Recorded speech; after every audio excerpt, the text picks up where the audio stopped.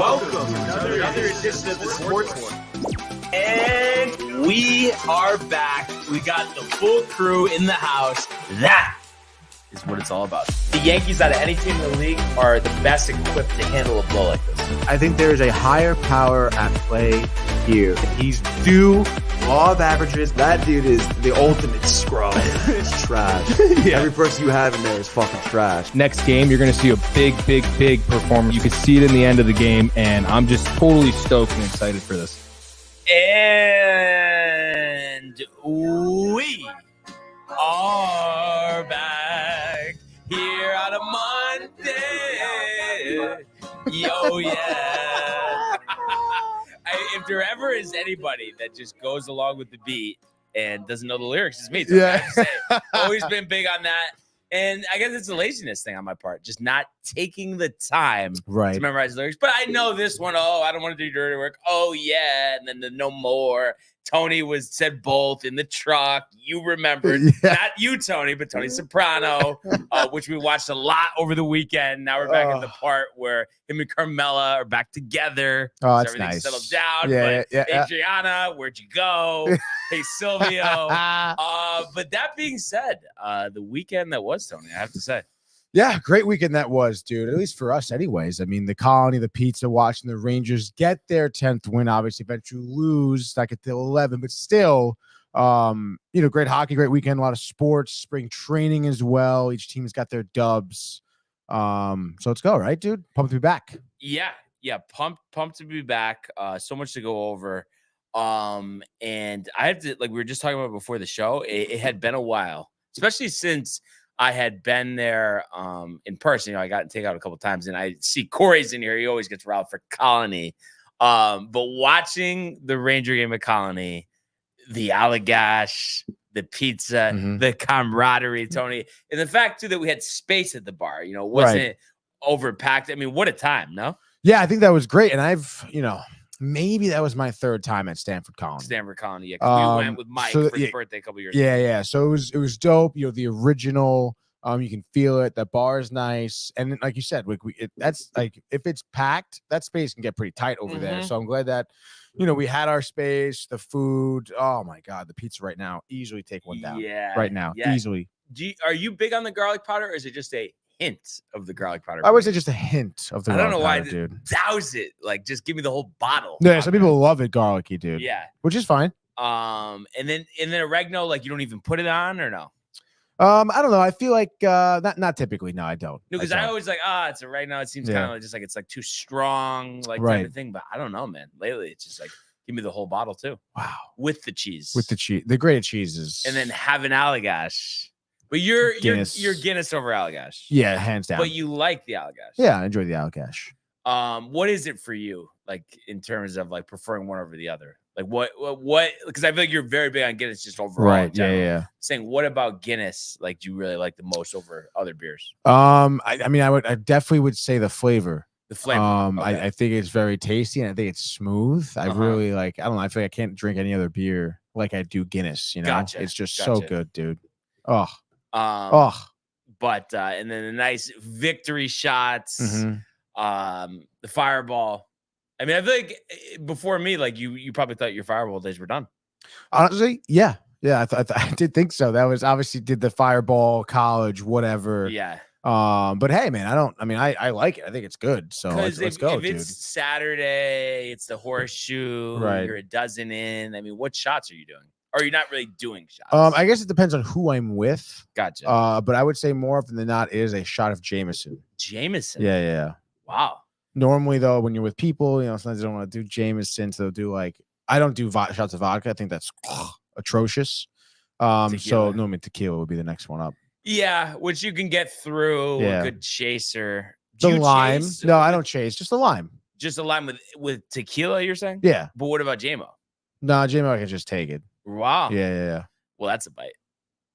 I mean, you did set yourself up for it. I did. We got some comments. Yes, we do. Naturally, early and often. We got the boys, the crew in the house. Kev, Taylor. Let's go! Rarely do I get the full name out there. We want the smoke, he says. Hashtag TCA Pirates. Hashtag DTV. Hashtag the Sports Port. Hashtag Wolfpack now.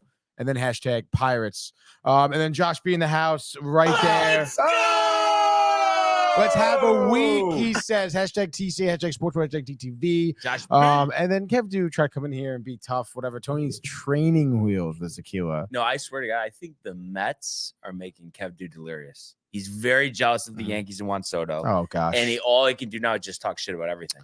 And He I doesn't got know what to do. I gotta honestly. say, like, I feel like tequila with lime is totally acceptable, and I can do it straight. Kev, do I don't care. No, bro. Like, because you don't that's understand. Cav. No, Like, Cav, everything is I'm Yeah. like, I do it this way, and like all you guys are just on a pedestal. yeah, That's it for everything. yeah, Everything but bad is- he doesn't understand though. Kevin doesn't get it because I come from a family of tequila drinkers. Okay, my Yeah. dad, Jose Cuervo, and water is his drink of choice. All right, ridiculous.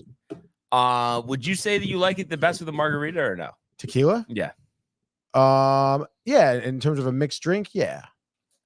With the Michael tequila. Butka saying that girl from UConn, Paige Buckers, is on fire. Yeah, I've heard her name before. I did have to say Michael, and I don't know if usually I would say we'll talk about it, but when it comes to NBA, we don't usually talk about it. And I actually wish Michael was back in the room here for a second.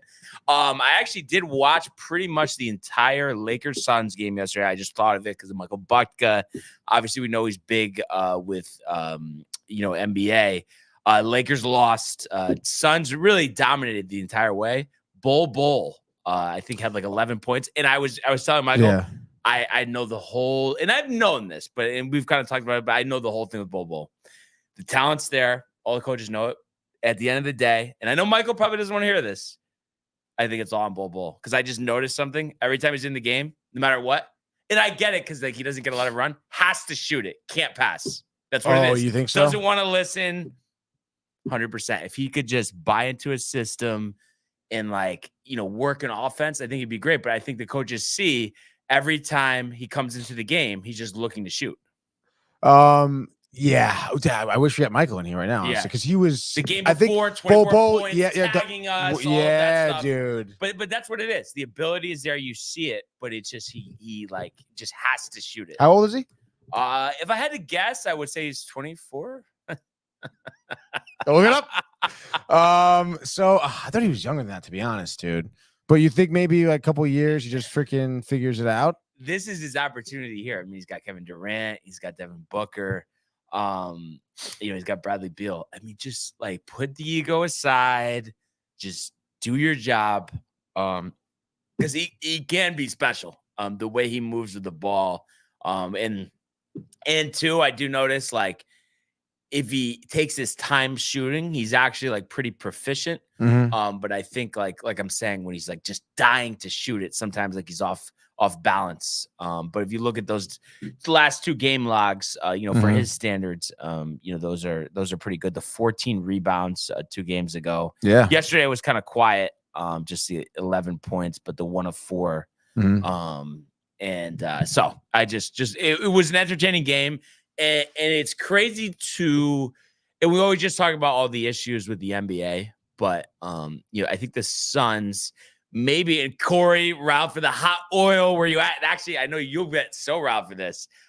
So me and Corey, like the hot oil actually started with us, not at Colony, but at Testo's, the one that's still open. They call it Little T's, Fairfield Bridgeport line. We'd be chilling at his dad house playing the show. And we'd be there like all day, fantasy draft, going like 10 years in, and then getting the hot oil pie, splitting the penny vodka. Stop it, Tony. I'm so hungry right now. It's I know, me ridiculous, too. dude. It's kind of outrageous, dude. Did you go hot oil on Saturday? Hot oil, onion, and bacon. Nice, dude. The garlic, the oregano. Yeah, yada, yada. of course. But what I was getting to is how a team, Tony, with Kevin Durant, Devin Booker, and Bradley Beal, they're 8th in the Western Conference. Like, I know once playoffs, it's different, but that team should win 70 games and cruise to a championship. Are you kidding me? And they were in control of this game with the Lakers the other day, but it's like I don't know why they struggle. I mean, I know Beal's missed some time with injury, but I mean, just having Durant and Booker itself, that should be enough. I mean, do you think it has anything to do? Do you think it falls more so on Durant's shoulders? Because when you think about it, the teams he's been on, I should say, with the players he's had, like supporting him, and never has gotten it done. Like, Yeah. do you think it's kind of like I don't know, like an ego issue?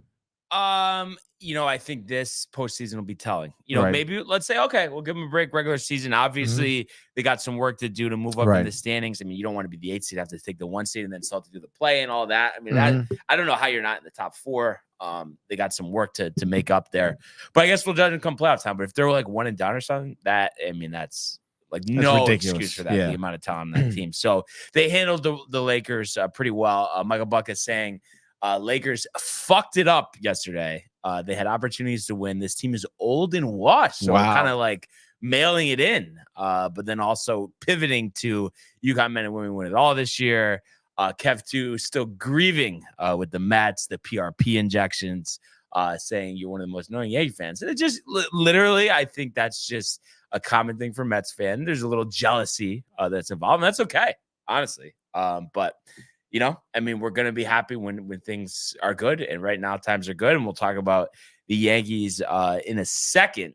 But where I wanted to start first was the golf. And I know obviously, not a, marquee event there, but Mexico Open. So Mexico's National Open there.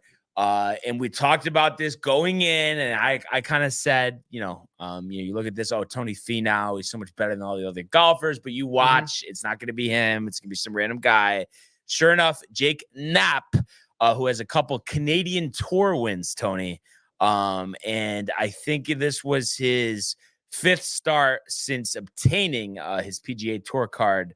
Wins this event at 19 under par, nets $1.458 million. So a huge life-changing win for Knapp.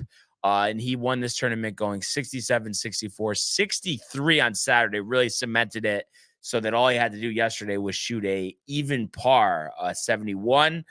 So he wins this 2 shots clear of Sami Velmaki, who was at 17 under, 64, 67, 69, 69. Tied for 3rd, you had Steven Yeager at 14 under with CT Pan and Justin Lauer. Also tied for 6th, you had Patrick Rogers and Robert McIntyre at 13 under. A little further back here, tied for 8th, Carson Young at 12 under, Doug Him at 12 under, Andrew Novak, Tony, 12 under, and then the day 1 leader Eric Van Rooyen also at 12 under. Tony Finau finishes tied for 13th in his title defense at 11 under par. But I mean, I think that's at this point where we are with the PGA Tour, the elevated events, and just limited fields and stuff. That's what these events have become in terms of like your coming out, your announcement party that you're a force is to win one of these events for these guys that a lot of them don't even get the chance usually to play these tournaments. So in that respect, and especially with like live and stuff, it does give us those opportunities for these type of stories. Yeah. And I mean, like you said, I mean, Jake Knapp with the win, that's great to see. And Novak too got his 2nd career top 10 finish. Yeah. So that's kind of cool to see. Who knows? Maybe we'll see some more of him now. Right. But yeah, I mean, cool tournament. Beautiful weather, I thought, dude. I mean, it's unbelievable because I was there. I think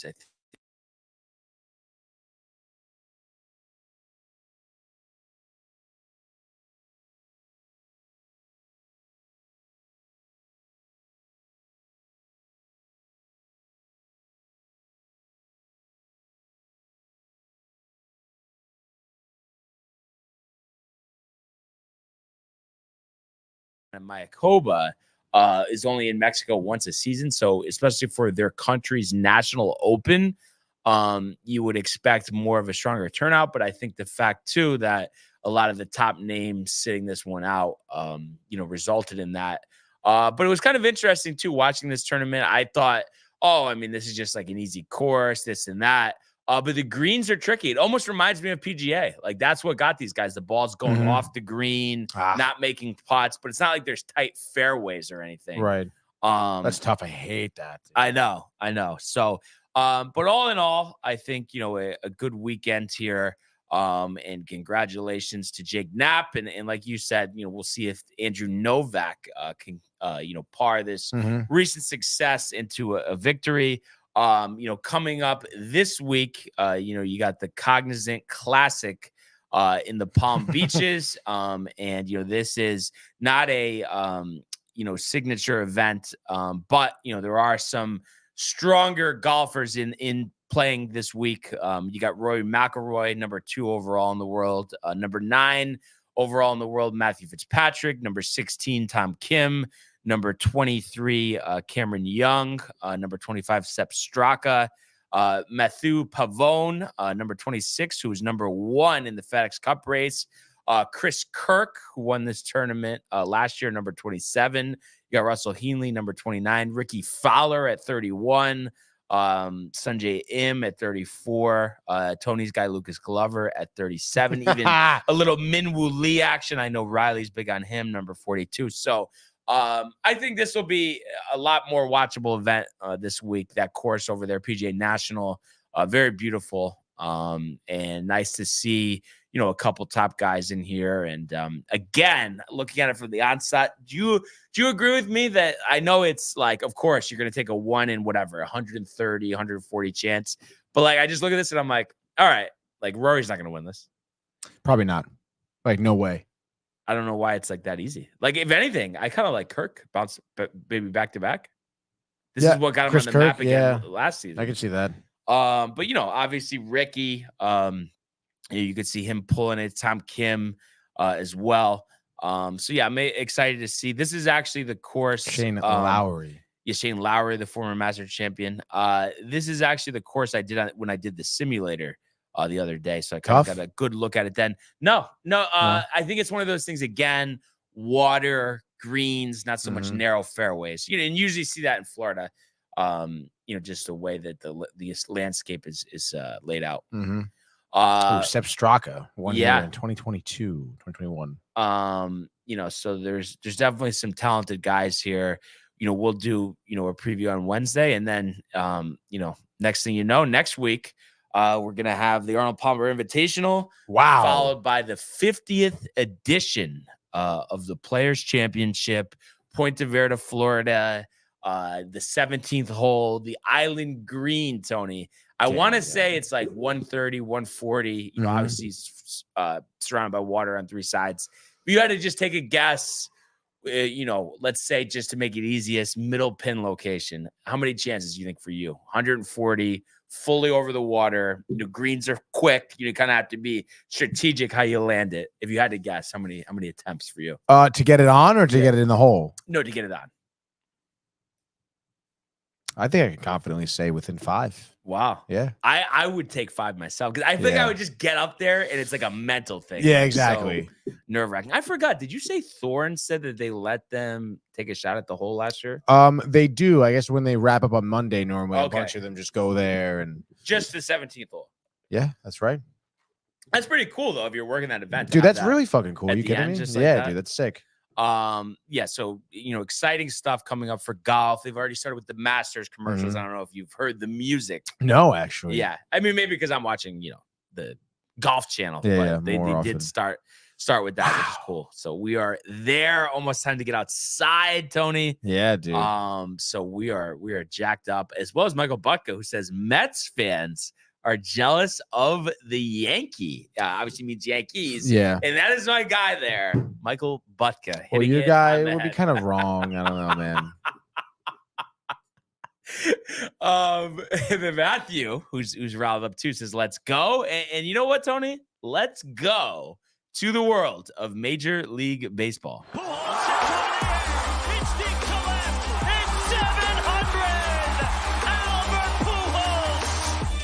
What a play! Stop it! Yep. And Alonso cracks one. The Mets win the ball game. Out of sight. And it works at 100 miles an hour. 14 strikeout. Throw deep to left field. There it goes. See ya. First thing before we get to the Yankees from yesterday, over the weekend, Cody Bellinger. Coming to an agreement with the Cubs, the 3 years, $80 million. You called it. Yeah, it just seemed like there was no traction elsewhere. Mhm. So structure of the deal, 30 years, 30 million, first year opt-out opportunity for him. Second year, 30 million opt-out again, opportunity, and then the third year for 20 million. For my mind, I think when we're talking about the Chicago Cubs here, outstanding value at this point in the game, getting Bellinger for under 100 million and maybe only having to pay him for 1 year because he has the opportunity to opt out after this year. Plus, gives them a chance. Let's just say things go awry this year. They're out of it. They can move him. So I think there's a lot of value here for Chicago. Oh my God, a ton of value. And do you think like with a contract like that, after how long Bellinger's been up in the air for, I mean, do you think he just didn't really want to go anywhere else? I feel like that deal isn't crazy. Like other teams would have done that deal, no? Yeah, that's why he did it. I think other teams would have done the deal, but he's like, okay, well, I'm not going to take a chance, go somewhere where I'm not familiar. Right. I know what it is in Chicago. I'm only tying myself in there for technically 1 year. I had a great year last year. Let's build on that and then get that contract I'm looking for. I'm only 28 years old, so I'll be under 30 by the time I'm headed to free agency, as long as I have a strong season. I mean, I think from that aspect, it makes sense. Yeah, no, it does. Does for him, I guess. But I do wonder too, like I would imagine he got some deals that were over 100 million, but maybe just he didn't like that he couldn't opt out or like what team was offering. I don't know if like San Francisco got in the mix at all. But on his end, do you think it's a smart deal? Just because he has the opt-out flexibility? Yeah, I guess so. It just, I don't know. It seemed like he was a lack for at least like 175, though. I know. And I'm just like, I don't know, dude. I mean, I'm hopeful for him, but I also feel like there's a decent enough of a chance where he doesn't really have a great year. So if you were going to walk the plank, you're going to take underwhelming versus matching? Versus matching. Or neighborhood. Let's just say neighborhood. It doesn't have to be exact. But it like underwhelming in the sense where his expectation is to be better than what he did last year. Which is 307, 26 home runs, 95 runs, 20 steals, 97 RBIs, 356 on base, 525 slugging, 881 OPS. That's got to be like one of his better years. He had that 1 year where did he win MVP? I think he won MVP, did. Right? In 2019, 47 home runs, 115 RBIs. Again, the ball, but also had 39 home runs when he was a 21-year-old back in 2017, but then had those 3 brutal years. I mean, you want to throw out the COVID year, it's still 2 terrible years back to back. Yeah. So I mean, what are you forecasting for him this year with the Cubs? Let's say he stays there full season. Let's say he stays there for a full season, is healthy, right? Gets as many plate appearances, plays as many games. I mean, I can see him somewhere around the ballpark of like 22 home runs, maybe like a 285 average or something. Which is a big climb down. And you notice the difference in how he did so much better last year than the previous year. Yeah. Strikeouts almost cut in half. 150 to 87. I mean, I guess you saw the ball a lot better. Yeah, because wasn't there something with like LASIK or something? I think you were telling me this, no? Like last year. I think you're right. Yeah. That's right. I completely forgot about it until you like said that, and I know you weren't even thinking that specifically. It's kind of ironic that you said that, but I guess that played a role in it. But yeah, I mean, I think it'll be tough. But the thing on his end that makes this deal worth it, like hypothetically here. So let's see. So he's gonna turn 29 in the middle of this year. So going to next offseason, 29-year-old free agent. But let's say he matches what he did this year. Then do you think that he gets the $200 million contract? Yeah, definitely.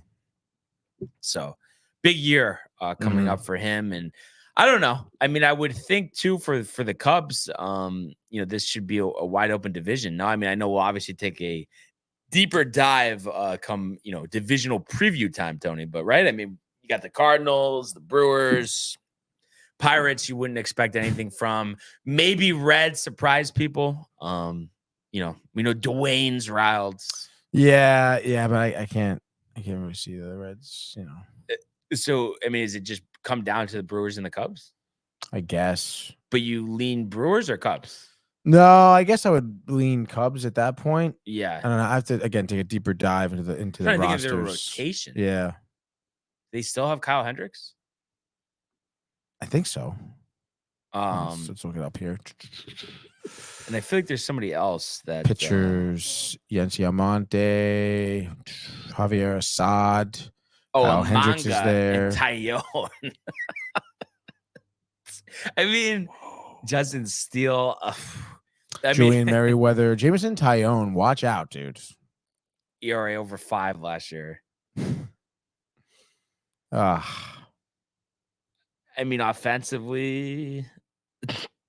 Offensively, honestly, they'll probably be pretty good. Tyone, by the Nick way, Madrigal, 4.84 Nico ERA last year. Dansby Swanson. No, it's Swanson, obviously Bellinger, Happ, and Suzuki. I mean, those are your big hitters, right? Yeah. Mike Talkman coming out the bench. It was crazy that 1 year, 2019. He was pretty good. Yeah, so Tyone, yeah. I mean, I guess he could bounce back. I mean, he was actually pretty good with the Yankees, Tyone. Yeah, I remember he was, solid, maybe a little inconsistent, but 2022, 14-5, 3.91, 177 innings, 168 strikeouts. So be interesting to see, but I like we said, I think that race is wide open. Right. What do you think it comes down to, like, which two teams at the end of the year? Oh, I mean, definitely Brewers, Cubs. Yeah, I mean, Cardinals. I mean, I know it's nostalgic to bring back Lance Lynn and Matt Carpenter, but yeah, come on. It is crazy though that they're wasting Arenado and Goldschmidt. I know, dude. I feel bad for Arenado. I know. Because even the whole thing in Colorado too, like he just wasn't happy there. I mean, Steven Matz washed. Sonny Gray, you never know though. Sonny Gray, but I mean, do you think they can compete or no? Maybe. Wilson Contreras is a good hitter. I mean, I thought they were going to compete last year, and look what happened. Yeah. So it's either they compete or there's going to be a major sell-off. Yeah. That's for sure. So yeah, yesterday, obviously spring training just started on, technically I guess Thursday, but majority of the teams opened on Saturday. There were a couple games Friday. Correct. Matthew Rao, though, saying spring training, baby, let's get it. So I did watch from start to finish the Yankee home opener. Unfortunately, they did do split squad yesterday, but so they did have a game against Philly. They lost 4-0. But this one was on the Yes Network. It was an exciting watch for sure. Carlos Rodon making his spring debut and pitched very well. Pitched into the third inning. Unfortunately, his last batter he faced, not Chris Kirk. I'm thinking of golf. Alejandro Kirk hit a home run. So that was the only run he allowed, but 2 2/3, 1 hit, 1 run, 2 walks, 5 strikeouts. They interviewed him after the game. Seemed like he was pretty happy with his performance. And watching him on the mound, I thought he had good command. His breaking stuff was working. And I saw him hit upwards of 95. I know they've said inside session they've clocked him at 97. So I think definitely hopeful for Rodon. You would talk about Stanton slimming down. Seems like he's done some of that himself. In terms of the offense, this was exciting to watch. And first at bat, Alex Verdugo lining a single down the line, kind of giving you a sense of, what type of player you're getting with him. Good contact.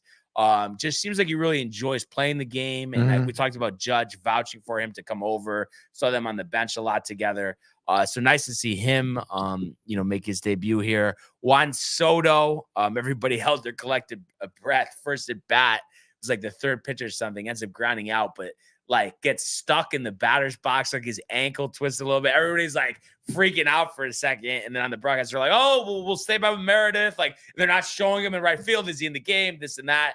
So everyone bugged out a little bit, but of course, ends up hitting a opposite field 3-run homer, which was an awesome moment to see. He was jacked up, and just his presence in the batter's box, unbelievable. The home run, of course, the swing looked great, but such a sense of the strike zone. And I think that's something that the Yankees have been lacking for the last couple of years. So I think it's not only his sense of the strike zone, but I think he's going to pass that down to some of the other guys that are on the team as well. I hope so, yeah. Because I think that's why their offense has been so bad, because they've been constantly chasing. So love seeing Soto make his debut. You could tell how happy he is to be here. Aaron Judge had a couple hits as well. So nice to see him getting after it. Spencer Jones, who had the big 470-foot home run over the weekend, the Yankees' top prospect, first-round draft pick from a couple years ago. He looks like he's going to be a player, so good to see that. Anthony Rizzo had a single down the line. Good to see him making contact.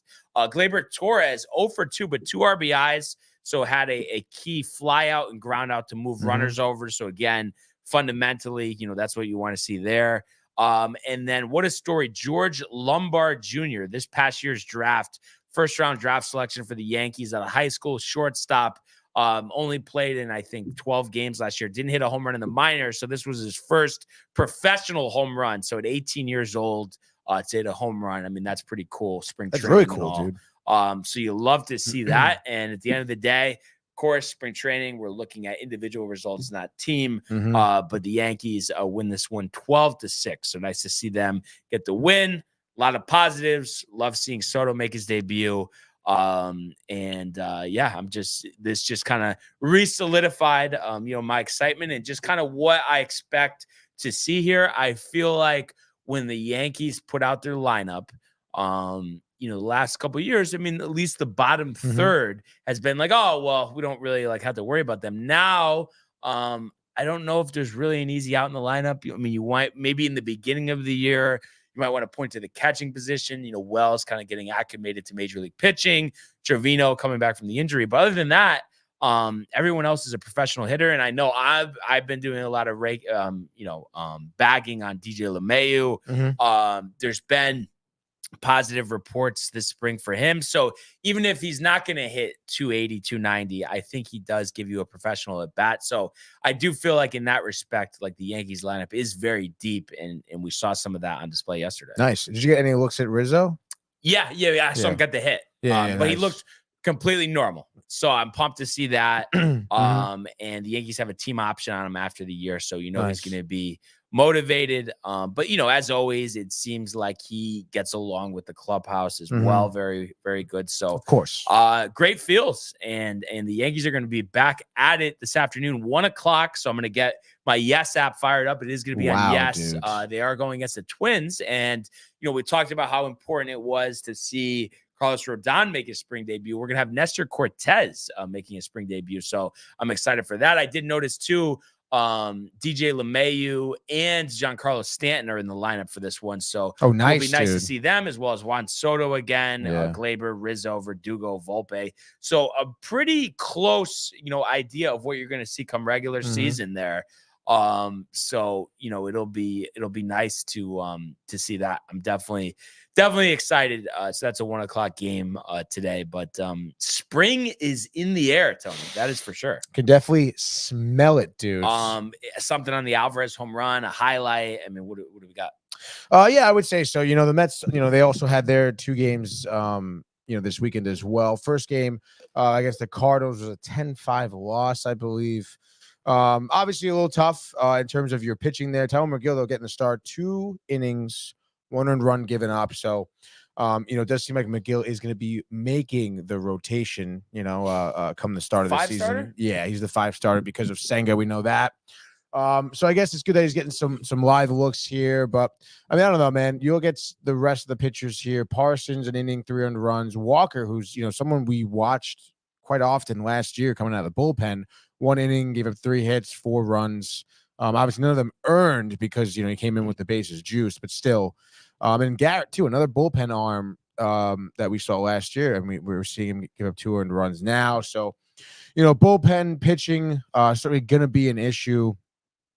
Again, though, looking at that game, we did score 5 runs. You saw Luis Angel get some reps. 0 for 2, went down twice on strikeouts here. Any foul tips or anything, any type of swing that you could look at and get excited? Yeah, I mean, the swing looked good. Again, chasing pitches out of the zone. How's the size, though? Does he still need to bulk up? Yeah, definitely. Absolutely. Okay. Yeah. Had one good at bat I watched where he ended up getting a walk. drew a walk, Mhm. which was nice to see, I guess. But other than that, it was nice. Luke Voigt 1 for 3 with an RBI, so that was great that day. Sleeper to make the roster. Yeah, you never know, dude. And then obviously, you're definitely more impressed. Yesterday, the Mets beat the Stros 3-1. Buteau started pretty clean, What's he actually, which hitting on was the gun? nice. I think 96, 97. Not So bad. pretty solid, dude. Is he mid-20s, low 20s? Gotta be low 20s. Yeah. What's his like? Did they draft him? Is he an international signing? I thought it was international signing unless I saw he is 25 Venezuela? now, I guess, from Venezuela. So again, I mean, we saw a little bit of him last season, got a few starts. I don't know, looked good sometimes, didn't look good other times. So I don't know. We'll see if maybe he can develop into some type of useful arm. Again, I mean, the Mets are seemingly just starving for some good pitching, at least now anyway. I'm just, the jury's still out, obviously. Michael Vassell, dude. But that was cool. And, the rest of the bullpen, a lot of no-name guys I've never really heard before. Dude, it's so crazy, dude. Yeah. But this was the game, Alvarez 2 for 2 with the dinger. Looked great, honestly, dude. Like great smooth Where's he swing. batting? What? Where's he batting in the lineup? Oh, where is he batting? Yeah. Like come opening day. That's tough. I guess I could maybe see 3rd or 5th. Okay, so they are gonna because Right. they didn't really do that much last year. Wasn't he batting? No, he was like 8th and 9th? 8th. Yeah. Luck, though. I don't know, Should be man. bad. I don't know. I wouldn't. I would put him in the front of the line at least to start the year, especially like right now. He's hitting well. So I mean, in a come season on. 2 where you're struggling for positive stuff just because of Yeah. the off season and then the Senga injury. Mhm. I mean, embrace Francisco Alvarez. Yeah, you have to at this Yeah. point. So Zach Short played shortstop too yesterday, which is cool. Sacred Heart alumni, dude. Drafted by Detroit, came over this offseason. Yesterday wasn't a great day for Sacred Heart alumni. It's Justin Danforth No, playing a role at the upset victory. I don't think he had any freaking he points, got in dude. a fight though, didn't he? Yeah, Was he he in the did. fight with Kempe or With, what's his name? Kempe. Yeah, it is Kempe. Okay. Mhm. But yeah, I mean, I think just go full bore. With Alvarez. Got it. Who's gonna be the backup catcher? That's a good question, dude. I guess I'm not entirely sure. Let's look at the. Is whoever was it last year? Is he still on the roster? No. Who was that? Nemo It was Tomas it was Nido? Nemo. or Nito? Nito. Nito. Yeah, it was okay. Nito. Let's see. Oh, Narvaez. Narvaez. That guy's a Omar. bum. Oh yeah. Well, go to his page. Because it's right. He was playing a little bit last year too, dude. When Nito went down. Oh wow. Okay. I didn't realize he was. Yeah, he's like, But oh, what dude. was it? He had a really, or he just had one good year in 2019 when the ball was juiced. Yeah, I never. When, How many guys do we look at and it says that? Dude, One yeah, good year, ball ball was juiced. juiced. 2019, A ton of guys. Bellinger. Bellinger's one of them, but we'll see. You're optimistic. I mean, it would be nice to see. What about the optimism that Francisco Alvarez isn't going to turn 23 till after the season, Tony? Wait, what do you mean? No, I'm saying he's going to be. This is his 22-year-old season. Yeah. I'm saying that's exciting. Like, It there's is. a lot of time, ahead of him here. So much, dude.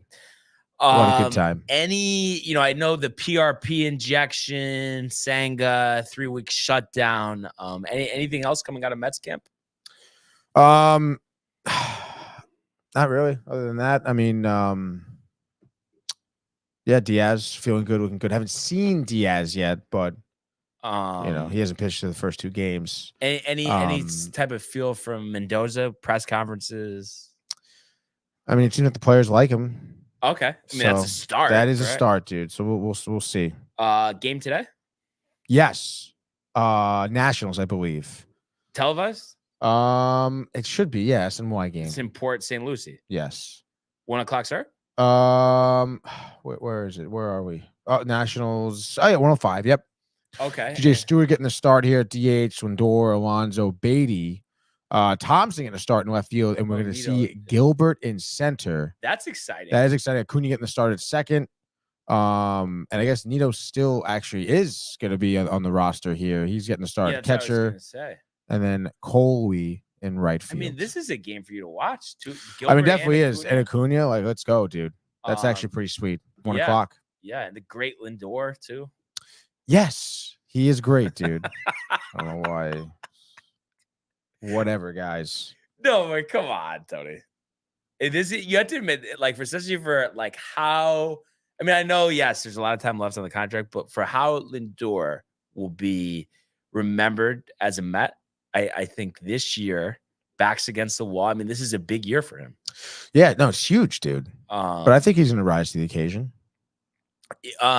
What do you think though with the batting average, like versus like the type of hitter he was? Is he striking out more? Is that why his average is lower? Like, or do you think he's like is with his swing? Is he trying to lift? Like, do you see him like flying out to like the warning track a lot? He does fly out a lot. I'd have to look at some numbers, I guess. I don't know. I feel like he hasn't struck out like a huge amount. But I mean, right? I mean, he was perennial 270, 280 hitter with the Guardians, right? Yeah, no, literally, dude. I mean, he had like 3-4 good years with them. 285 career hitter with Cleveland. With Cleveland, which is 30 really points good. lower on the average with the Mets. And you want to look at strikeouts. I mean, the past two seasons has been pretty consistent. I guess 133 times 2022, but only 100 strikeout season with Cleveland. So I mean, that has to be a big role in it, no? Yeah. And what do you? I was saying even this first year with the Mets too. I guess maybe not as many plate appearances, but still only 96 strikeouts. And do you see him chasing a lot or no? He was getting a crack out of that. Yeah. Yeah, I would say I do see him chasing a lot. I think it is pressure to hit, trying to find it. And I'm just thinking about like batting average, like same thing with Alonso. Oh yeah, dude. Curve, definitely. is it the off speed in the dirt? Yeah, low and away slider, and he's down on the knee, searching for it. So what pitch do you? I mean, I know it's like a no shit, but I mean, is it literally like for him the pitch that you see him crush? And I'm talking about Alonso here. Is it just the fastball right over the middle, like, or a hanging curveball as well? Yeah, anything that's hanging over the middle, he'll definitely nab, and he likes fastballs high. Okay, up. But I thought but wasn't there a point last year where he was struggling hitting those? Yeah, he was. Okay, but then it like at the year he kind of bring it back. Yeah. Okay, because I do remember that being a conversation earlier in the year. So yeah, it'll be interesting to see, but you know, and like we've kind of talked about you know, many times too. I think you know, there is some optimism for the Mets just because I don't think there's really like, if you think about the amount of pressure on the team versus going into last year, I mean, it's like it's been cut in half. Probably. Oh yeah, definitely. Because I mean, right? Isn't that the consensus against fans? Like, oh, we're not competing this year. Like, let's do our best. But it's like last year, it was like we're going to the World Series. Yeah, I think so. I mean, there is also a lot of fans that are like, oh, hey, like this is going to be one of those years where we don't expect it, but it's going to be good. They actually have a solid lineup or something like that. I think that a lot of people are talking about like that, whereas they're almost like they're looking at it as an optimistic season, you know? And maybe that's just them trying to be optimistic, but I mean, I don't know. I feel like a lot of people think the Mets could pull something out of their ass this year. It's a shame the division. Like I in all seriousness, I think like you know, you look at their division now. I mean, they might finish 4th, and it's like they would have a chance, I think, to win the NL Central. Yeah, it's tough. Yeah, I mean, it is what it is. It's just a complete gauntlet. Yeah. Is Severino making his spring debut soon or? Not today. I don't think so. Yeah. So. And have you heard anything about like velocity and just you know how he's is? From my understanding is that he is healthy and he's excited, he said. So Bader hasn't debuted either? Or? No. I just see a New York Daily News Severino showing flashes of all-star past in first batting practice. Why? I feel like out of like any if for the Mets, I feel like you're kind of really down on him. Yeah, a little bit, dude. I mean, that looks good, no? That was Alonso absolutely ripping one. I know what I'm saying, like just you know, his motion. Yeah, dude. Balance on the mound. Yes, dude. The balance. He's got good balance. Gone. Just reading part of this article, the Mets believe they have enough data to be able to predict a bounce back season for the right-hander. 30-year-old has been working to increase the amount of vertical movement on his slider. He's made mechanical adjustments to throw it more like he did in 2017 when he said it was the best he's ever had it. The Mets are also trying to get him to increase the vertical movement on his four-seam fastball. The biggest thing last year we saw at the four-seamer that it would die and cut on him, and his mechanics kind of led to that. So as I'm interrupted by an ad, but so it seems like, there's some tweaks. I'm trying to think, who's the pitching coach? This he never had pitched for the Yankees. Mhm.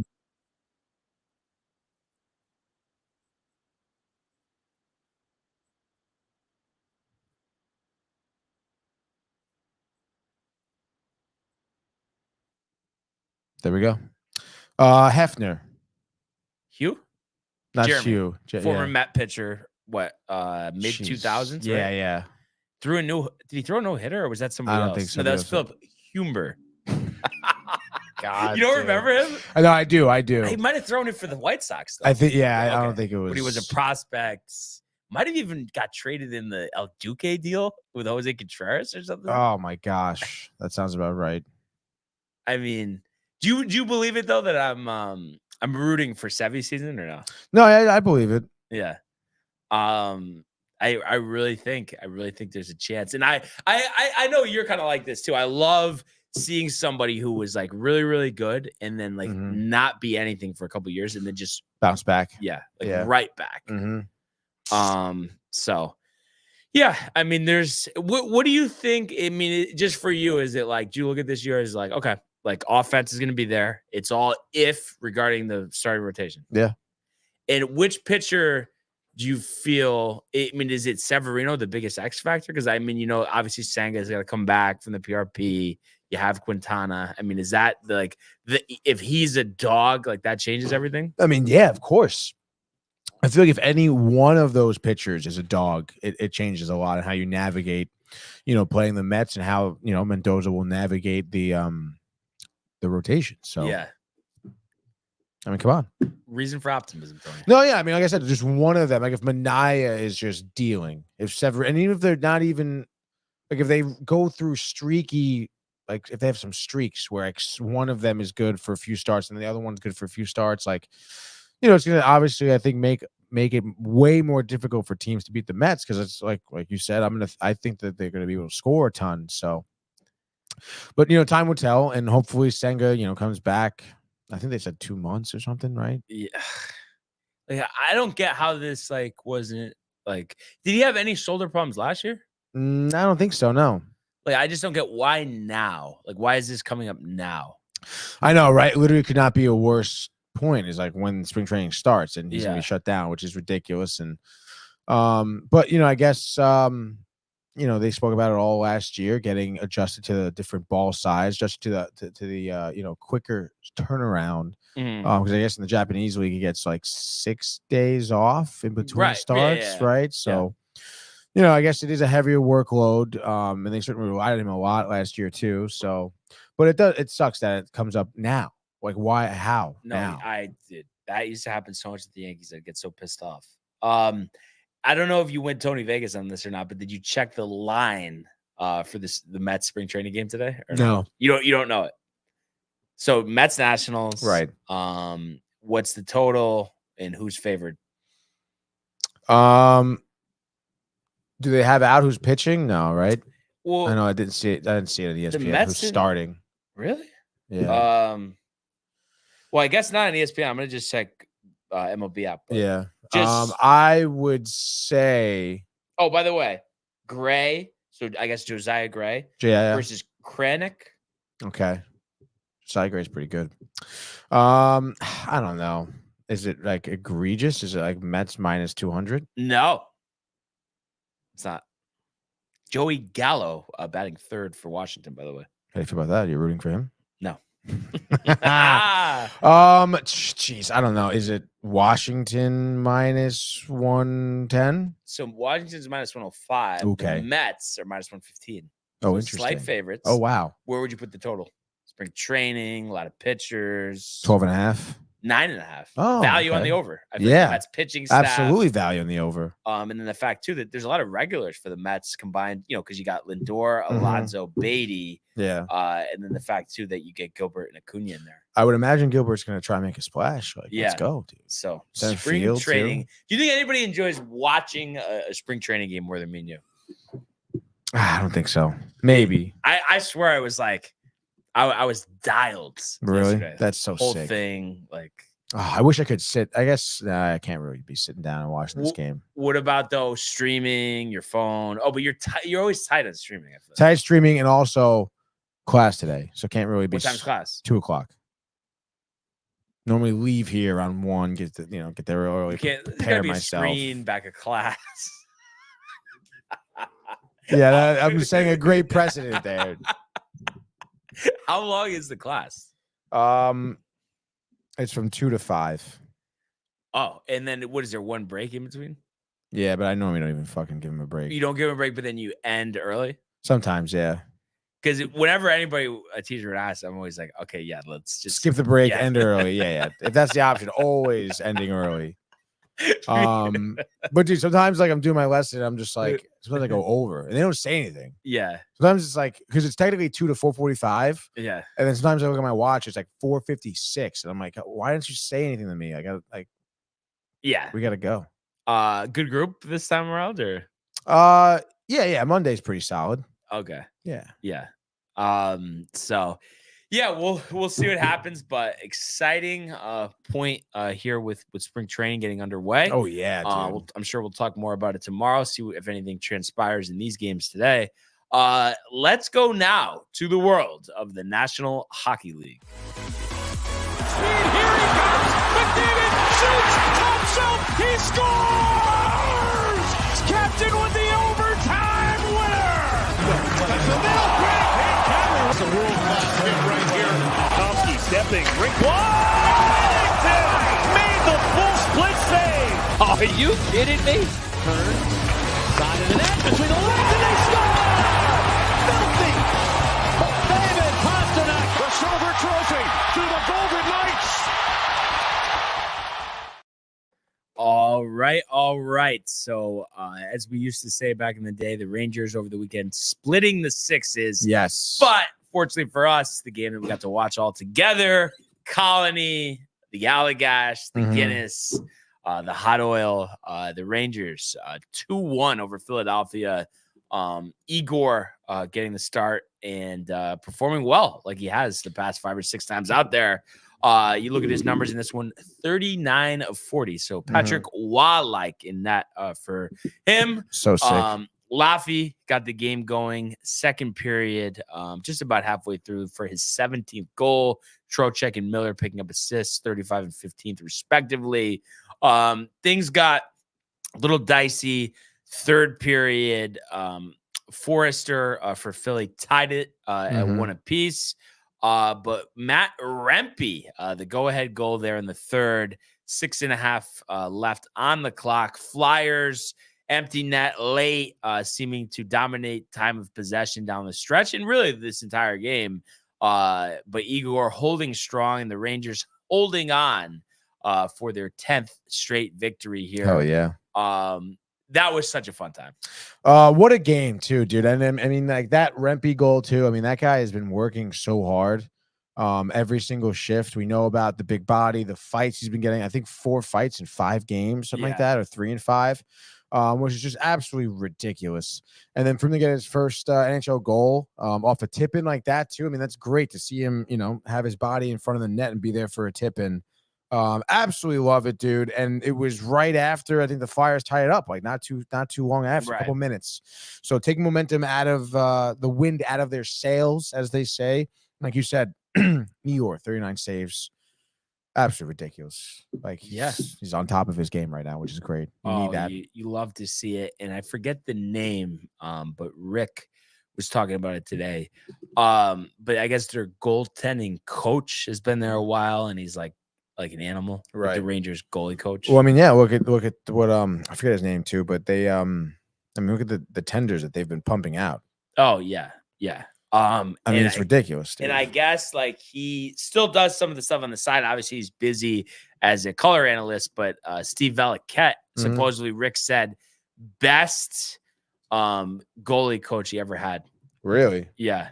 And that if he had met up with him, it could have changed things if he had met up with him earlier. But yeah, he was mentioning that this guy is an animal as well. Benoit Allaire.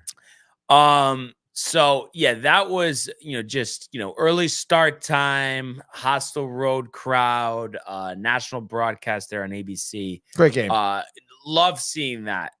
So that really left you with a great feeling. The victory shots at Colony. I wish we got more pizza there, to be honest, though. I know. I could have stayed there all night, I think. It was tough though, because there wasn't anything else I know. We needed like a baseball game after or something. But honestly, when there is just like stuff to watch all day, like Colony is just the best to just sit at the bar. Yeah, literally. I wish they had bigger TVs. I did wish that there. Yeah. I feel like have you been to the Norwalk one or no? No. I think they do have somewhat bigger TVs. But Right. like I was saying too, Bobby V's TVs are ridiculous. Oh, that's right. We were talking about that. But the food. But maybe we just go Colony like pregame. Yeah. Get the pizza, get full, and then go over to Bobby V's. Or is Bobby V's like that bad? I mean, I guess you could get the wings, but I don't know. Just thinking about like tenders and fries. You just don't trust it. You just don't trust their kitchen. I mean, people have got it's okay. It's not like you're getting ill. Well, I guess some people have actually, but you know what it is, Tony? You know how we are. Mm-hmm. We always want top notch. So anything substandard, I just would rather just not even take a dip into. I know. Yeah, you're right. It's tough. It definitely is tough. And speaking of tough, yesterday, 4-2, winning streak over. I mean, in my mind, Quick getting the start, of course, but an embarrassing road loss. And I know, the run that they were on and you can't win every game and all the stuff that coaches say. But I don't know, Tony. I mean, I know I don't mean to sound, overcritical here, but I just feel like it was one that they just really should have handily had, and making Merzinkus look like Patrick Roy is kind of ridiculous. Yeah. I mean, listen, fired a lot of shots. Obviously. Fired a lot of shots. 40 shot attempts there. That hit Elvis. But I mean, hey, listen, when we talked about it before, sometimes goaltenders just have their days, and Merzlikins had his day, for sure. I mean, he was a brick wall, dude. It was really impressive. And then, yeah, but I mean, I'm not going to not agree with you, Brian, where it's obviously, it's the Columbus Blue Jackets, very beatable team. You still, they shouldn't be scoring 4 goals on you. Right. I mean, it's tough. Obviously, some defensive breakdowns. Jonathan Quick, I mean, I'm not going to blame the whole thing on Quick. Though, losing the stick was tough, and then letting one up. I mean, that is always so tough, dude. And I mean, we spoke about it too. I mean, at least I was alluding to it, that Quick would get this start and he would be ice cold. And I mean, it was just the recipes for that, you know, I think, because you've used Quick so much. And I mean, and I know he's been great, but he is 38 years old, and you put him on rest for a little bit, then you put him back in, he just wasn't on top of his game for sure. Blue Jackets, 26 block shots there. 1 for 3 in the power play. Rangers power play continuing to struggle. I mean, 0 for 2. Again, even though it's Elvis having a good game, you got to find a wide open net at some point. You should this should have been a game where you're 2 for 2 in the power play against a defense that the Blue Jackets has. Kind of tough there, dude. But nonetheless, I mean, I think a combination with all those things, and then I think that they were nervous about getting the record, maybe this, incredibly young team. So certainly it was something that I'm sure was on their minds. Speaking of young team, though, Rempe does tally his first NHL assist. Edstrom gets his first goal in the NHL too. So that fourth line is working. Yeah. That's actually fucking huge. That fourth line is starting to put some points on the score sheet. Again, I think, tomorrow when they play the Blue Jackets again, is it Wednesday? Oh my gosh. I know. It's going to be an entirely different game. You're going to see Igor. And that's going to be a 10-2 victory, dude. Decisive, fucking get out of town at the Garden too. Just Yes. double checking the connection. You never know. How's it look? Looks good. Looks good. I was actually checking Instagram. Nice. Yeah, I mean, I hope that's the case, Tony, but I don't know. And I know I get a little too crazy sometimes, but I just feel like I'm just tight. And I just like I don't feel like they deserve to be let off the hook. I know 10 in a row, tough to do, this and that, but it's like Off the hook, like, whoa. Like, what do you mean? no, I don't know. Like, you don't think it was like extremely embarrassing? Like team 10 under, like kind of laughing stock of the league. Like, Well, no, I don't think so. I mean, these happen. I mean, like these types of losses happen to any team, like that's Yeah. just hockey at that point. Like Columbus Blue Jackets came in hot. Elvis was hot. Quick was not. I don't know if you heard what Dave? Sam and Joe were saying, but No. they were saying they thought the reason that the Rangers didn't win that game is because they weren't doing they were being like almost like, I guess they said, like too cute with the puck. Yeah. Like trying to really like set themselves up instead of just, even though I know they had 40 shot attempts, but they said just too tentative. And they were kind of sitting back, and that's why they didn't win this game. Well, I mean, that's been a theme of the Rangers for quite some time now, is that tentativeness with their shots. But I mean, I don't know. I mean, I don't again, like 40 shots on goal. I mean, again, we've seen losses. We've even seen wins where the Rangers have like 18 shots. Yeah. So I feel like they were ripping a lot of shots, but like I said, I mean, Elvis, dude, there was a few where it was a wide open net, stretching save, just nicking the puck with the stick, like should have been a goal. There was times where I think, I feel like Panarin and Zibanejad were trying to get hit with the one-timers, but they were just missing. I know. It's just, that pisses me off so much when your just shot was just way off location. It's just like, what are you doing? Kreider had breakaway chances. Elvis saved, like, it was crazy. Yeah. So, I mean, I would forget about it if I were you, dude. Well, I mean, just think of all these loyal fans that, win minus 190. I mean, it's a tough spot. They should have won. How much did you? No. That's irrelevant, Tony. But I'm just saying, it's just like one of those things. Like this equates to the Yankees losing to the Royals, right, on the road. No, yeah. City. It's Southeast, like, you know what I mean? Like, I guess what I'm asking you is, and I know the biggest thing is, we're not going to be facing Columbus in the playoffs because we're not going to make the playoffs. Right. But just a game like this, like moving forward, like how do we avoid this type of thing from happening? I mean, it's tough. I mean, a game like this, like there are going to be days where you just can't get past a goaltender.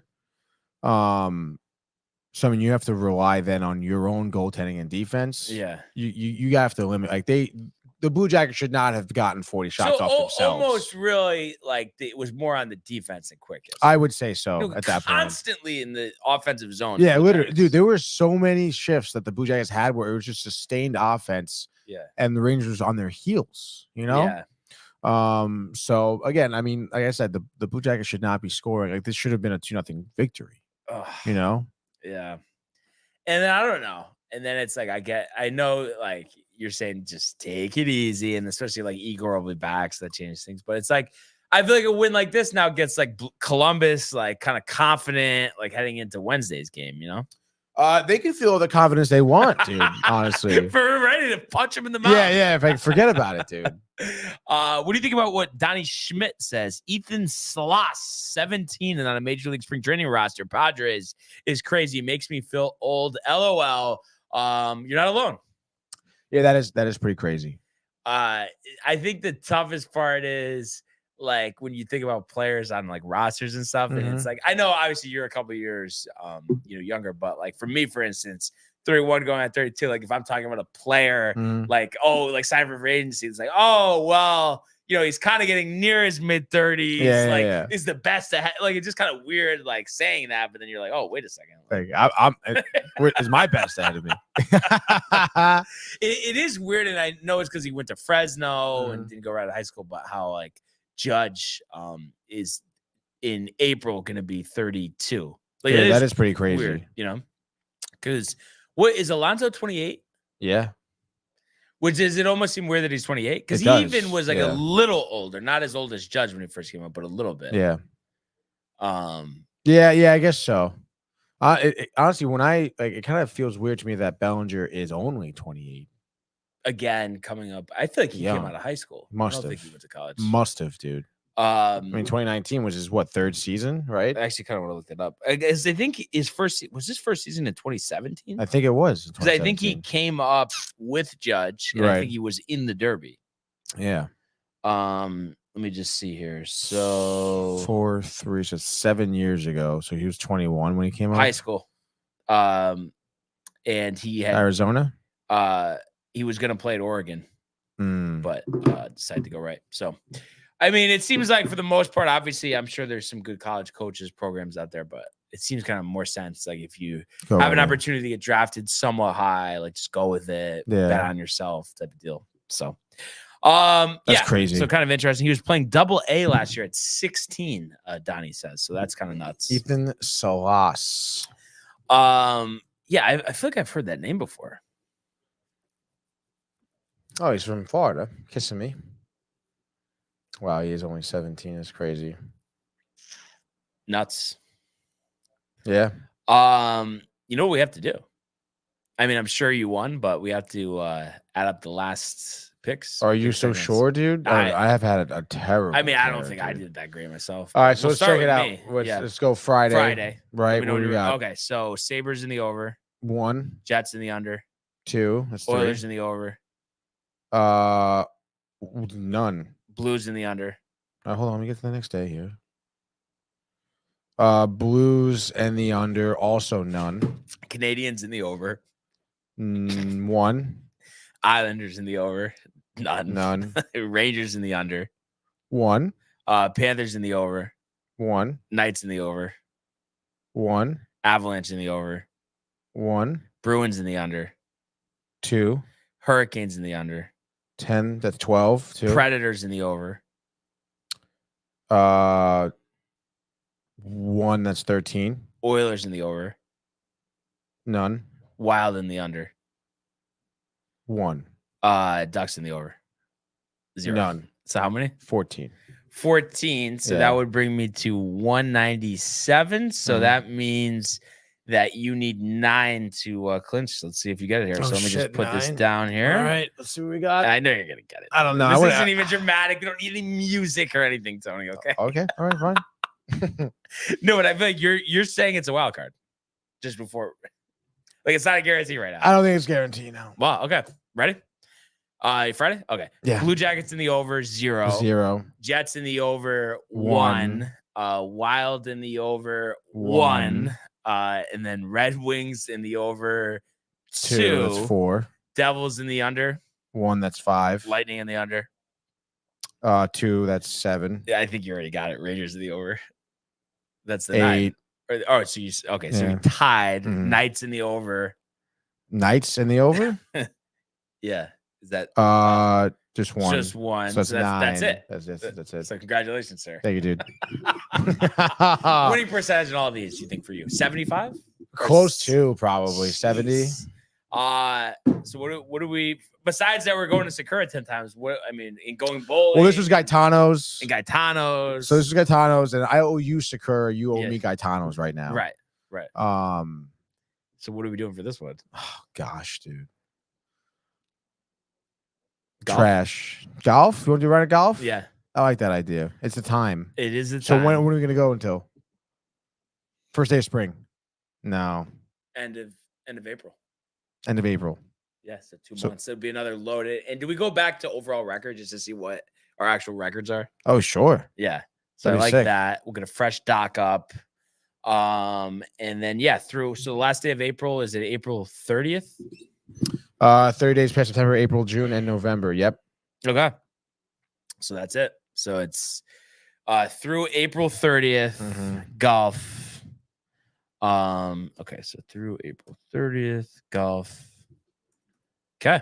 And what do we got tonight? 4? We got 4 games. All dude. right. So it is time for a hockey frenzy. What a way to start off the week around the National Hockey League, Brian. It is Monday, February 26th. We're starting off in the nation's capital, Washington, D.C., as the Caps are taking on the Ottawa Senators. That's right. It's the Battle of North America right here. Washington, plus 110 at home. Naturally, the over-under is going to be set at 6.5. Washington and Ottawa, both winning 3 of the last 5 games. What do you got here? Yeah, so give me the Capitals in a tight one, 3-2. Alex Ovechkin, the game winner in overtime. 3-2. Give me the Senators, 3-2. Brady Tkachuk, game winner in overtime. Ovechkin, quiet. Senators, good. So, Sens and the over, baby. Next game. I thought you said 3-2. The under. Yeah, sorry, my bad. Next game up, Dallas. The Stars taking on your New York Islanders, 8 p.m. in Dallas, Texas. The Stars, naturally, minus 170 here at home. Over-under is also at 6.5. Both these two teams on a skid, dropping 4 of their last 5 games. What do you got? Yeah, this is tough. And it's like, it seems like it's like either Dallas wins in a close one, Islander collapse in the third period. No, it would be, Islander winning a close one, or I feel like they just get absolutely just hammered, smacked. Yeah. So I'm going to go with the Islander close one, and they don't let it go in the third period. They win in overtime. I am going to say Bo Horvat, the game winner in OT. Isles off the schneid here, 4-3 in Dallas. All right, I'm going to go with Islanders get smacked here. Dallas Stars getting back to center. They've had trouble scoring. I say it's going to be offensive explosion for them. Floodgates open.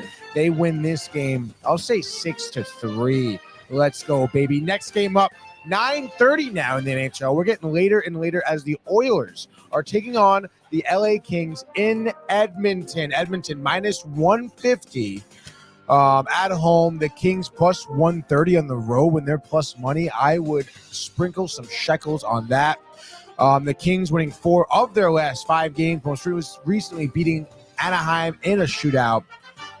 Oilers have lost 3 of their last 3 here, struggling a little bit. So what do you think here, Brian? Wait, just go down a little bit. Okay, so the season series is tied at 1 game apiece. Yep. Is there some historical rivalry here or no? For some reason, it seems like a rivalry. I think there was, just because, Gretzky went from Edmonton and I'm going to LA afterwards too. So Okay, yeah. Gotcha. But not quite the Battle of Alberta. No. But that being said, 3 in a row. I think you're poking the bear, saying to sprinkle some shekels on the Kings here. I think the Oilers have that offensive outburst we've seen many, many times this year. I think 5 different goal scorers, including Zach Hyman, having 2 of his own. And I think it's Oilers 6 and it's Kings embarrassing themselves with 2. So Oilers in the over, Tony, the shekels, Andre Kemp, Kopitar. What do you got? Kings and the under. Both team kind of struggle to score. And then give me the Kings goaltending, saving them. Trevor Moore with an early third period goal, which puts the Kings up 3-2. And Talbot slams the door on Edmonton. Next and final game, 10 p.m. in Seattle. The Kraken are playing the Bruins from Boston over here in Seattle. Seattle plus 120 here at home. Very interesting because the last time these two teams met in TD Garden, the Kraken were the one who was victorious, winning 4-1. This will be the second and last time these two teams play. Boston, we know, struggling with some injury. We know Lindholm on the IR right now. So what do you think, dude? Give me the Bruins in the over. And listen, 5.5 over. They just do not look good. And it'll be interesting to see next time we see Riley, especially if they don't win this game, where his head's at. But I just think the Kraken are beat, honestly. I know, nice story, playoffs last year. And as much as Boston has struggled and not put away mediocre teams, I just think the talent deficit here is so clear. So I think Boston wins this one 4-2. So Boston and the over. I couldn't agree more, honestly, Brian. Because at the end of the day, I just don't think the Kraken have what it takes to beat the Bruins on back-to-back games too, like that. Not going to happen. Give me Boston in the over as well. Kraken going home empty-handed. And that is your hockey frenzy. We know Josh P is riled. He says Shell Frenzy, right? Does he say it? Did he say it? Did he say it? Is he going to say it? He says Shell Frenzy. But I have to say, I feel like I'm in a tough spot now.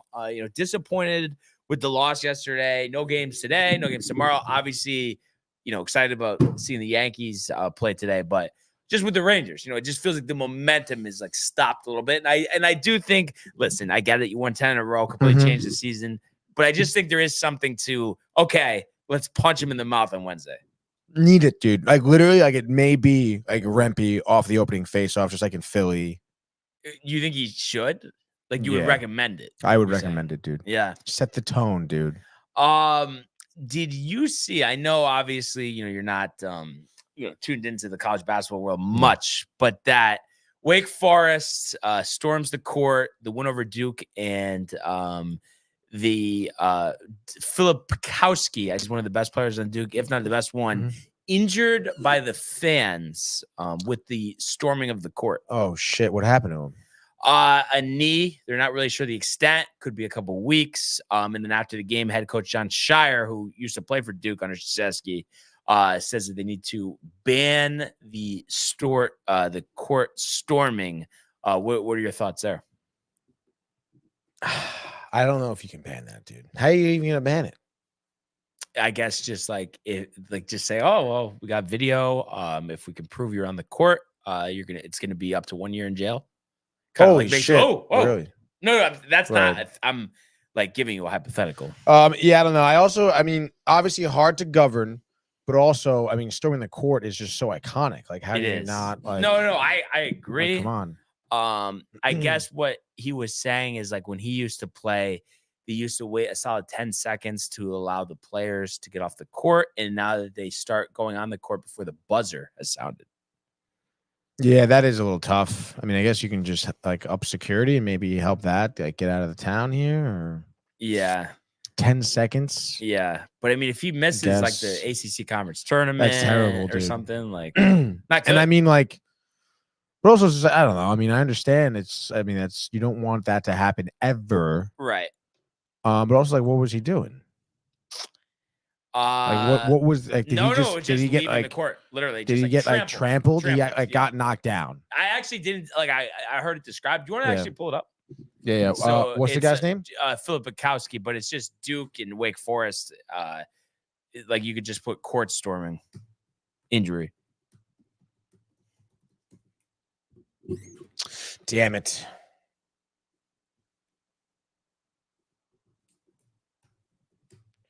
Wake Forest.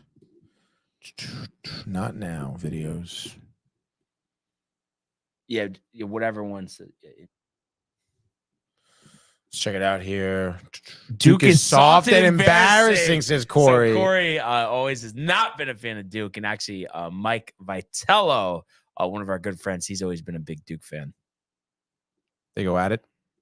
Yeah, of course, dude. So here you go. The buzzer sounds. Oh, okay, great. Oh, they actually hired him. So there he goes. Number 30, walking. Gets hit right there. Goes down. Doesn't go down. But I think that's the injury. Yeah. Looked like they're helping him off the court. Oh, wow. And by the way, like with this court storming, I know it looks weird. Duke 8, Wake Forest not ranked. Wake Forest was favored in the game. Really? Yeah. So like they were saying, like that's kind of embarrassing to storm the court when you're favored in a game.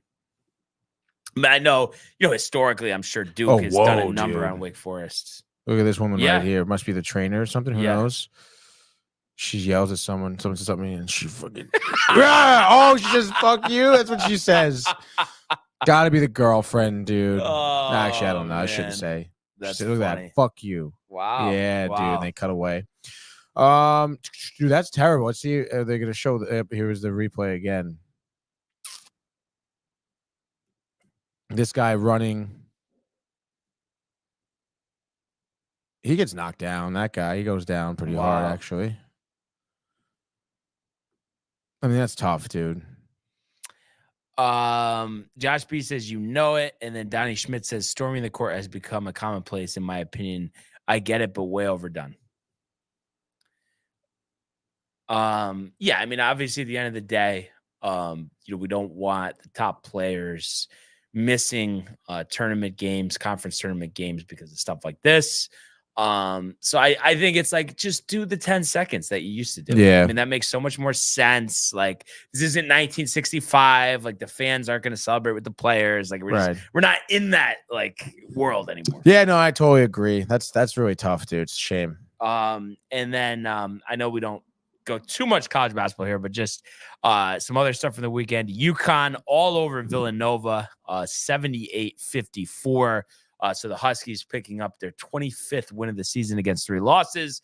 Obviously, this was coming off that disappointing loss to Creighton last week. So Knights to bounce back, 15-2 in conference. So we'll cruise to a Big East title here and are back into action on the 3rd against Seton Hall. So really just kind of playing out the string here, because the whole thing with UConn this year is, can they repeat as champions, and what we've seen out of them this season. I mean, you feel like they're huge favorites to do it. The talent, Hurley, the maniac on the sidelines. I'm sure you appreciate that. Like, of course, so like the torts almost of college basketball in a sense. You think they're gonna win?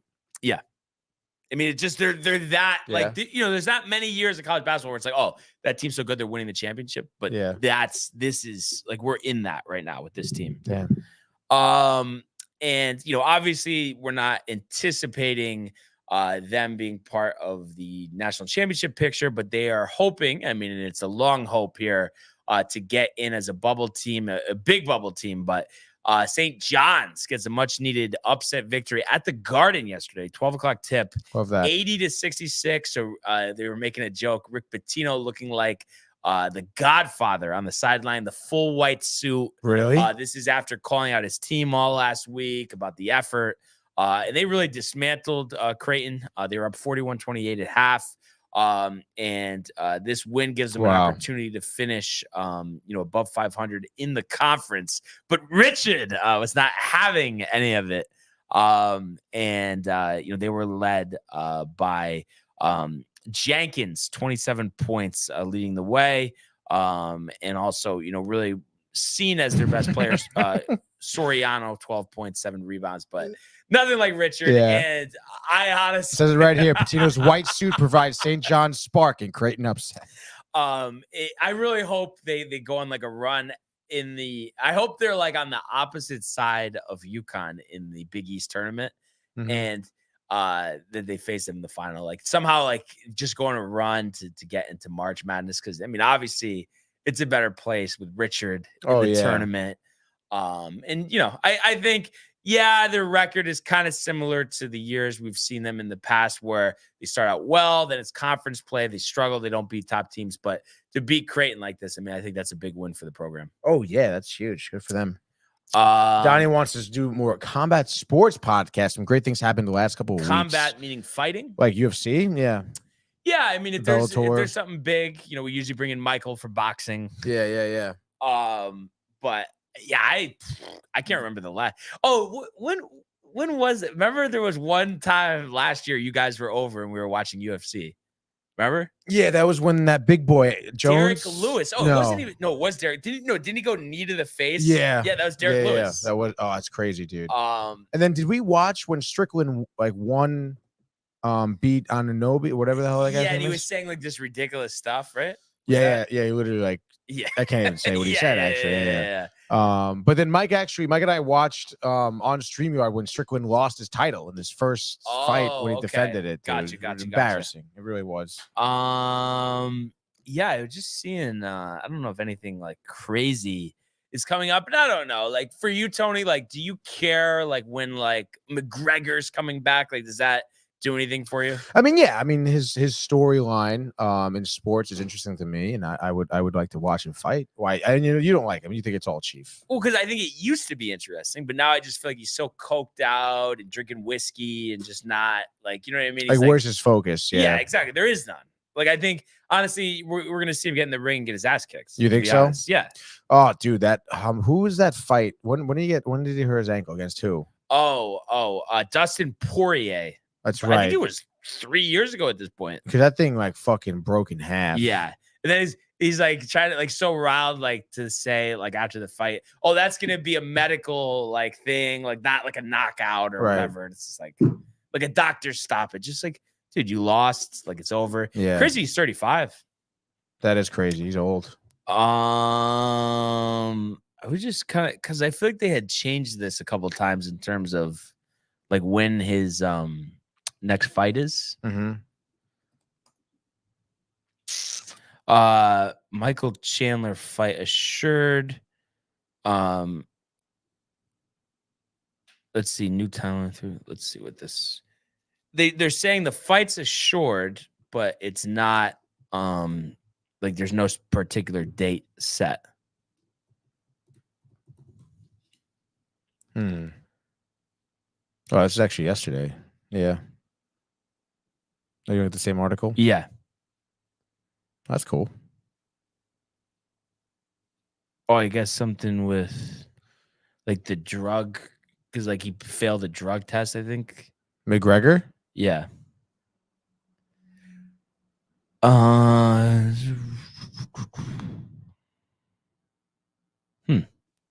So yeah, I guess we don't know anything yet, but That's crazy. but I feel fought like since 2021. this is just an example of why I feel like the boxing and UFC struggles, and I get like especially these days, it's not it's not like Muhammad Ali when he could fight 10 times in a year, but I just feel like it's just like there's just so much time in between like big matches that just kills the juice. Yeah. Oh wow. It seems like that they're saying he did take steroids for his upcoming film, the Roadhouse remake. Because they're saying how he was not part of the like Tony, USADA. We might as well talk about the social media guy. Like this type of story is just ridiculous. It's like you're trying to juice up, save face, show that you're not washed. You're washed. It's done. It's over. I know. Have you seen him too in that movie? He is fucking massive. Yeah. UFC 300. Go. Who's on the card there? Let's see. UFC.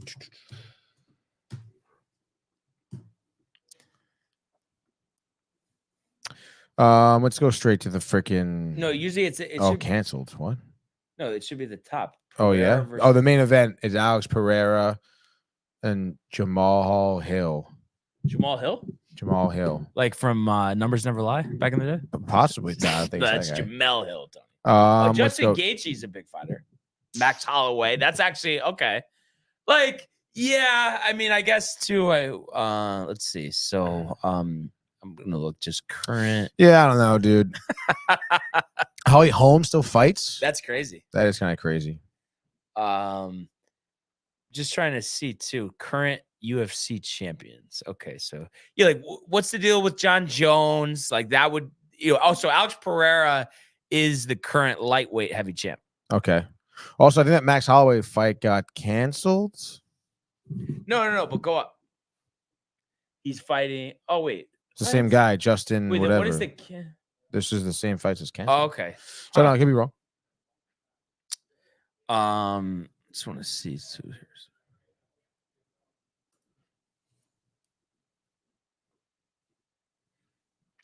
Donnie does not seem hyped for UFC 300. He's not hyped? I don't know, just the way. Maybe this is just me the way I read it, but it says UFC 300 is being hyped as the fight of the decade. I feel like he's like. But it's Alex Pereira versus who? Jamal Hill. Oh, it's a shame. How? I think maybe Holloway got injured. Oh, really? Let's see. News. Oh, maybe it is on 3 days ago.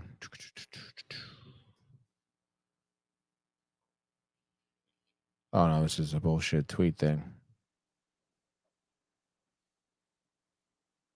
What's that article about? Doesn't care about placement on UFC 300. Go down. What is that one? Is that any for 15th? Remember, he's fighting at UFC because he knows the whole world will be watching. So I think it him. is on. I don't know why the lower one said canceled. Yeah, but that I is think, weird. I think it is on. That would make sense because those Yeah. are two big fights. We're fighting 5 And rounds. what's the date here? The date of UFC 300? Yeah. April 13th. Okay. Gotcha. So we still got a little time here. Got a little time. But yeah, I don't know. Like I guess Hill has one loss, and then wait, so Pereira's undefeated? I thought he had a loss. Right, Tony? Looks like he's 9-2-0, it says. Oh, but maybe like in the UFC he's undefeated. That would make sense. He says really good matchup. He seems to be actually pretty hyped for this. I mean, I'll give it a shot. Right? But I wish it was like John Jones versus McGregor. John Jones would be sick. That would be ridiculous. John Jones? Or John Jones versus Derek Lewis. And I know Derek Lewis might get his ass kicked. Like the flying knee. But yeah, we should April 13th. Yeah. Let's keep that in mind, dude. Yeah. Soft circle on the calendar. Soft circle. Yeah. Pencil. Pencil it in. And he vacated the title because of the ACL. Pereira, I guess. Yeah.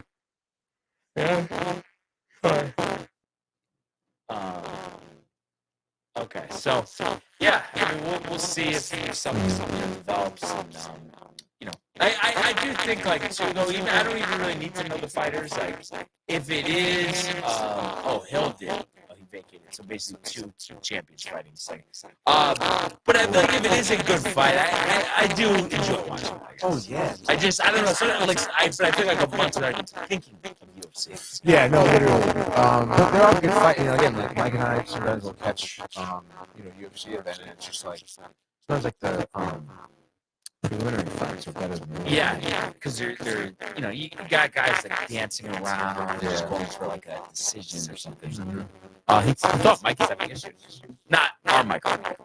But Mike. Might be Mike. I mean, I could do a test just to see on the way out, so we know. Yeah, you can see it right now. That sounds terrible. Yeah. What is that on? YouTube. See. Yeah, Josh is watching me. That's Instagram? Yeah. That's Instagram. Yeah. Sounds terrible. Yeah. I don't know. I feel like every time there's a problem like this, usually it's like the roadcaster thing, reset. It's just like that's so crazy. Sounds great on our end. I can just maybe do a little bit of it.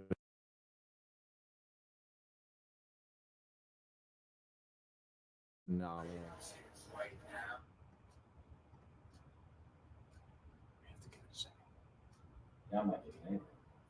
You should be getting nothing. If anything, now just my MacBook, Mike. How does that sound?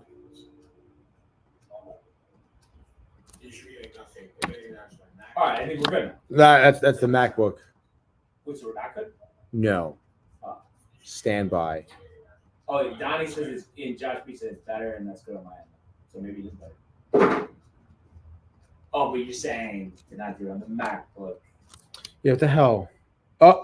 Oh, shit, the board's frozen now. You feeling and smelling fresh all day long? Ooh. Sorry, I should have told you that was coming. What do I now? We're doing the hard reset. I would take your headphones off. Jesus. It's like a fire drill. Honestly, dude. Damn, dude, that's never happened before. Second time. I know. Hey, but that's why fans are the best. Keep us posted. Great fans, dude. These type of things. Well, I have to say, like for a spring training game, I'm actually pretty pumped to watch the game today. Hell yes, Nestor dude. looking like DeSoto deep. And LeMayu and Stanton too. Oh, it should be good What do now. their swings look like? If you just pick one person and the Yankees will have to go deep, who do you got? Stan. Really? Yeah, so pissed. So tight at people like me and you saying he's washed. Do you think honestly it got to him a little bit? Yeah, I do. Because think about it. Like you're such a feared hitter. People don't want to face you. And now people are basically laughing in your face, telling you that you can't hit anymore. Which is kind of crazy. Right. After all you've accomplished. What does he have? 400 home runs? Yeah. Skinny Skin. But I mean, I think I mean, that's going to give him his best chance to stay healthy, I think. Yeah, I Just a think so little of the too. bulk, more mobile, get in the outfield more. Stretch a little bit. It's a shame because I know they're not going to do it, but me and you have always said 402 home runs for his career. That like him in the outfield, like he just he hits better. But I don't know how you really I mean, I guess what it would be is like him playing right and Soto playing DH. Yeah. We don't need Soto in the field. Yeah. So maybe I mean, because don't you think though there was a clear and obvious correlation to hit the way he hit versus To him not the being in the outfield? field. Yeah, definitely. Absolutely. We talked about it last year. And I think with the weight, like I don't know, I don't think he's gonna be bad. I think we're gonna see him. I can't wait to see what he looks like today. And he's at DH, right? When we looked at the lineup. I can double check, but I think you were right on that one, dude. Let's Donnie Schmidt riled up. I see Soto going yard. He has said the shuffle is back every time looking to prove something. Yeah, the shuffle, whatever. Donnie's a big Yankee fan, seems like. I was like Soto's in right field, Stanton DH. Okay. Yeah. So, but it's what do you think about? I guess they're not going to do this, but yesterday Verdugo led off. I kind of like him leading off, but I guess the reason they don't want to do that is because the whole righty lefty righty, so they want to go LeMahieu, Soto, Judge, Rizzo, and then I guess Glaber, Stanton. Because then, but maybe no, probably Rizzo, then Glaber, then Verdugo, then Stanton. Bat Stanton 7. Jesus, that's crazy. I mean, I guess it depends how he does this year. Yeah, and still, I think DJ 2 toss up there, Yeah. So you never know. But I like Verdugo up there at first in the lineup. But I guess they don't want to have two lefties, and they're sad. I guess that makes sense. But I do like the fact of because this happened yesterday. Like Soto get in, Verdugo got on too, but like Soto getting on and then Judge coming up. Like that's like an insane combination of the lineup. Yeah. And a couple of things here before we wrap up. Donnie saying I'm a baseball fan. Embarrassing, I'm an A's fan. I think. Oh, we did talk. Yes, we definitely did talk about that. And then Matthew, take me to the stadium now, fellas. Get over there. I'll see you at the stadium today, brother. First pitch a little over an hour away. That's sick. And yeah, anything I noticed in today's game, I will definitely be sure to mention it tomorrow, Tony. And we'll see the Mets too. Maybe some of the young guns, Gilbert and Acuna. Maybe they go deep. More likely to go deep between the two of them. I feel like Gilbert. You're tight on Acuna. I feel like you think he's overhyped. Everyone got riled because of the brother. The brother, dude. Come on. Let's. He just needs like 15 pounds of muscle, 20 pounds. Like, what are we talking? Say 20. Wow. At least. So hit the weights. Yeah, definitely. That's for sure. But yeah, an exciting time of the year. But what a great show again today. Appreciate everybody who tuned in and continues to comment, like, and subscribe. All of the archives on the YouTube page. Tony, Michael, Renee, and Jay in costume merch, downtimetv.com. Want everybody to enjoy the day. Enjoy the games. Let's go, Mets. Go Yankees. And we will see you mañana. Hey guys, Tony here from Downtime TV checking in. I want to thank all our fans out there who's been liking, subscribing, sharing our content. You guys are the best. You guys are our bloodline. You make us love what we do. Thanks again.